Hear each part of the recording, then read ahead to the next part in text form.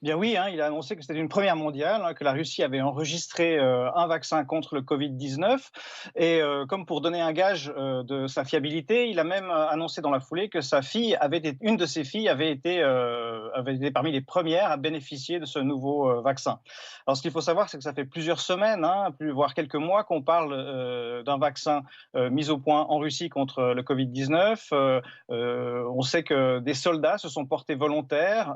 On sait aussi, selon les informations rapportées par l'agence Bloomberg, que depuis le mois d'avril, des dirigeants, des hauts dignitaires au Kremlin et dans l'entourage de Vladimir Poutine ont bénéficié à titre expérimental d'un vaccin sur le Covid-19. Alors la question qu'on se pose aujourd'hui, hein, c'est bien sûr quelle est sa fiabilité, quel est l'échantillon sur lequel il a été testé. On sait que plusieurs laboratoires ont travaillé à l'élaboration d'un vaccin pour permettre à la Russie d'être la première à annoncer le dépôt, l'enregistrement d'un vaccin contre le Covid-19. Se pose maintenant la question des tests, de la fiabilité. On sait que ça a été extrêmement rapide pour développer un vaccin. D'habitude, il faut beaucoup plus de temps pour y arriver.